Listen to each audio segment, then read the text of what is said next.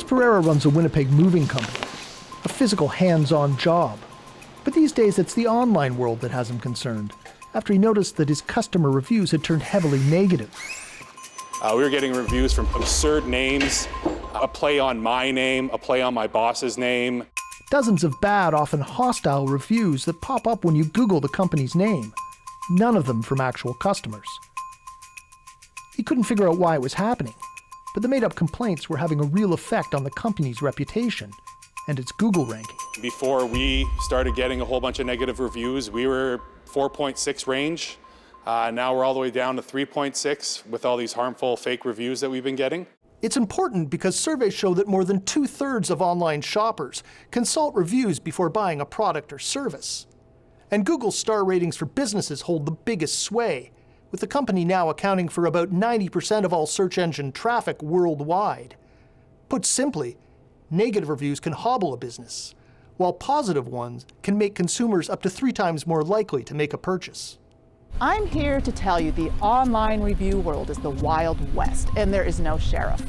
Kay Dean once worked as a fraud investigator for the US government.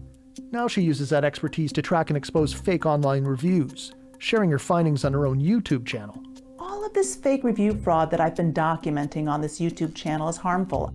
The environment is such that cheating, faking reviews, is actually rewarded, and honest businesses actually suffer tremendously from it. Some of the deceptions are low stakes, but others might matter. She points to a Florida plastic surgeon with a lot of 5-star Google reviews.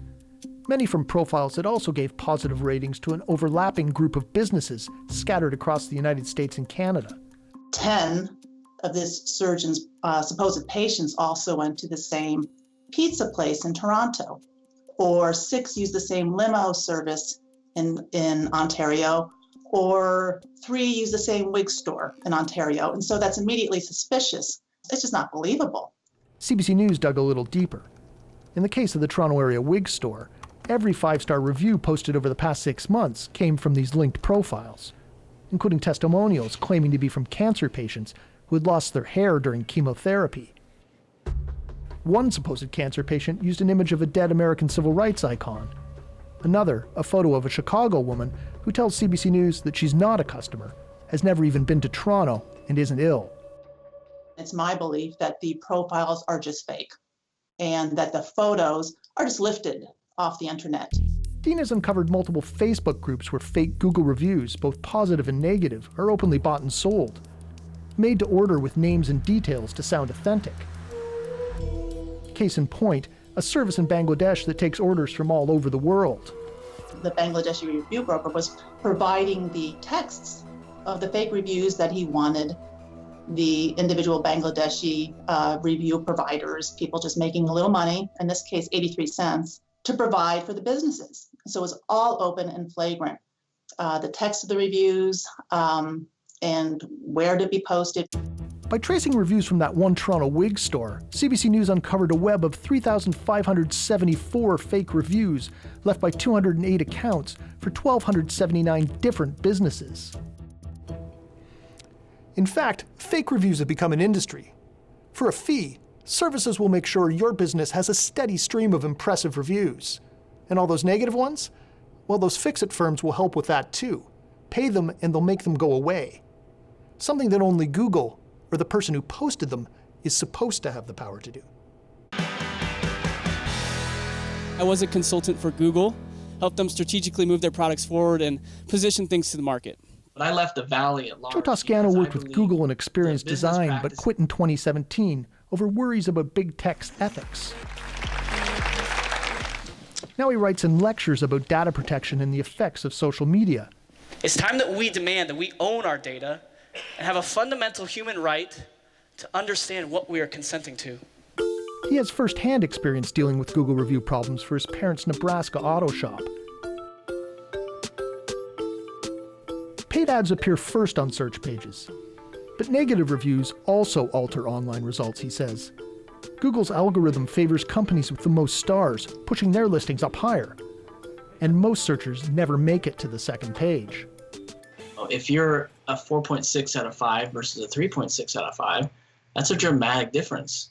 If they're pushed off the first page, say goodbye. Like, you never see that company. Chris Pereira tried repeatedly to get Google to do something about the fake reviews that were dragging down the moving company's ratings, providing more than a dozen examples. Accusing us of hate, and that's just not who we are. Half of those fake reviews have since disappeared, but new ones pop up on an almost weekly basis. Pereira grew so frustrated that he set out to see just what it takes to get Google to pull down a review.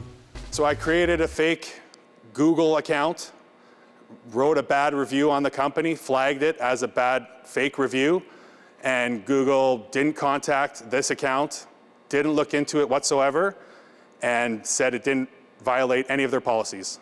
You click on this, you report it, they do nothing. They want to tell us that they are going to make an algorithm that's going to deal with it.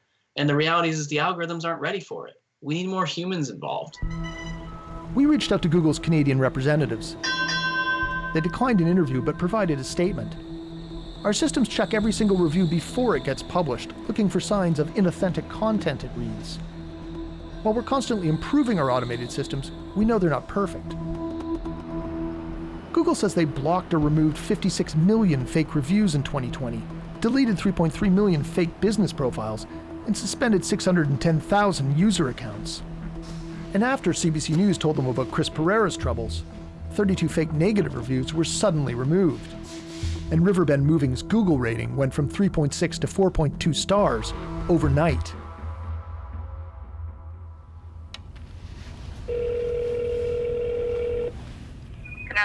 We also spoke to the owner of the Toronto area wig store about their fake Google testimonials, a problem so widespread that CBC News has decided not to single out the firm. She admitted to having hired a search engine optimization company to boost her results, an expensive but necessary investment, she argues, to help keep her small business afloat during COVID-19 shutdowns. SEO companies are supposed to help you. Yeah. But you pay them. Do you know how much SEO companies make on a monthly basis? You can pay them up to $8,000 a month. Wow. That's a lot of money. Joe Toscano says it's time for governments and the courts to step up and hold big tech accountable. It's a hack in the system. It's cheating. And in my opinion, it should be enforced by law. But if that doesn't happen, Kay Dean has a different solution for Google and other sites full of fake reviews. So I would say, actually, if you can't police it and do it well, get out of the review business. Meanwhile, small businesses like the one Chris Pereira manages end up stuck in the middle. We're screaming at nothing. We need to be heard, and no one's listening to us. Something to keep in mind the next time you consider an online review before spending your money. Jonathan Gatehouse, CBC News, Toronto.